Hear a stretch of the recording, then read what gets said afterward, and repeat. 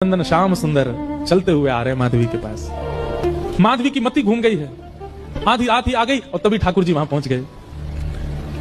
पहले तो चाल देखी तो चाल पर मोहित हुई, फिर जब वक्ष देखा तो वक्ष पर, जब हाथ देखे तो हाथ की चलन पर मोहित हो गई, और मुख देखा तो भूल गई सुध बुध।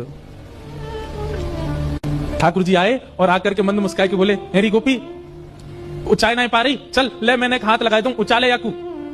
और एक तरफ से माधवी ने मटकी पकड़ी और दूसरी तरफ से ठाकुर जी आकर के नन्हे से गोपाल जी ने जैसे ही हाथ लगाया मटकी उठने लगी। लेकिन मटकी पर नेक सहारा देते माधवी रख लेती, ऐसा नहीं। ठाकुर जी मटकी उछा के जैसे जैसे मटकी उछ रही है वैसे वैसे ठाकुर जी लंबे होते जा रहे हैं और बिल्कुल माधवी के नेत्रन के सामने आकर के खड़े हो गए। कटाक्ष नेत्रों के सामने कोई गोपी टिक नहीं पाती और माधवी को ठाकुर जी प्रत्यक्ष देखने सामने खड़े हैं। और वो एक क्षण के लिए जो रूप माधुरी का दर्शन हुआ, वो दर्शन देकर के ठाकुर जी खिलखिल करते हुए भाग गए वहां से। अब माधवी चाहती है कि पीछे भागे, लेकिन पैर स्तब्ध हो गए। माधवी चाहती है कि चिल्लाए कि रुक जाओ, पर बोल नहीं पा रही है। माधवी चाहती है कि इधर गए मैं नेत्र घुमा करके देख लूं, पर नेत्र घूम नहीं पा रहे। पूरा शरीर मानो जैसे एक स्थूल स्तब्ध एक मूर्तिमंत की तरह खड़ा हो गया। केवल नेत्रों से अश्रु गिर रहे हैं, कुछ नहीं कर पा रही, बेसुध है माधवी। वहीं खड़ी रही तब तक जब तक भोर में गोपियां जल भरने नहीं आ गई। अश्रु जलों से जल पूरा वस्त्र भीग चुके हैं माधवी के।